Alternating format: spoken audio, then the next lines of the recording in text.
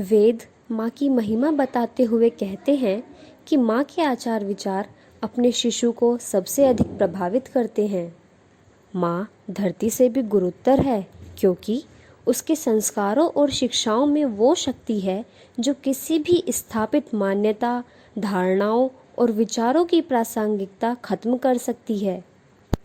इसका सशक्त उदाहरण पुराणों में वर्णित माँ मदालसा के रूप में मिलता है।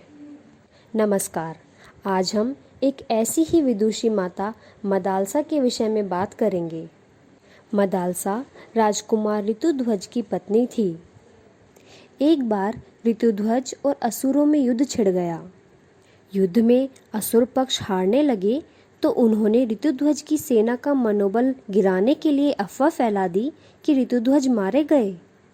जब मदालसा ने यह सुना तो उन्होंने इस दुख में अपने प्राण त्याग दिए।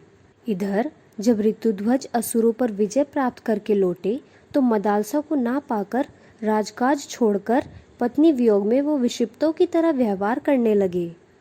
ऋतुध्वज के प्रिय मित्र नागराज से अपने मित्र की यह दशा देखी ना गई और उन्होंने महादेव की तपस्या करके उन्हें प्रसन्न किया और वरदान में उनसे ऋतुध्वज के लिए मदालसा को पुनर्जीवित करने की मांग की। शिवजी के वरदान से मदालसा पुनः ऋतुध्वज को प्राप्त हुई।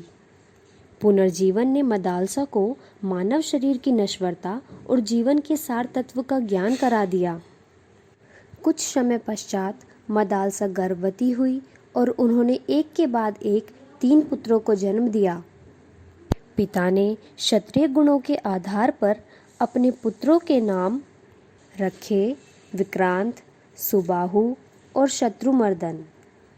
मदालसा ने अपने तीनों पुत्रों को मोह माया से भरे संसार की निस्सारता से परिचित कराया। वे तीनों गृह त्याग कर सन्यासी बन गए। चौथी बार मदालसा फिर से गर्भवती हुई तो पति ने अनुरोध किया कि हमारी सब संतानें अगर निवृत्ति मार्ग की पथिक बन गई तो ये विराट राजपाट को कौन संभालेगा। मदालसा ने पति की आज्ञा मानी। जब चौथा पुत्र पैदा हुआ तो पति उसका भी नाम क्षत्रिय सूचक रखना चाहते थे, जिस पर मदालसा ने कहा कि आपने पहले 3 पुत्रों के नाम भी ऐसे ही रखे थे, उससे क्या अंतर पड़ा।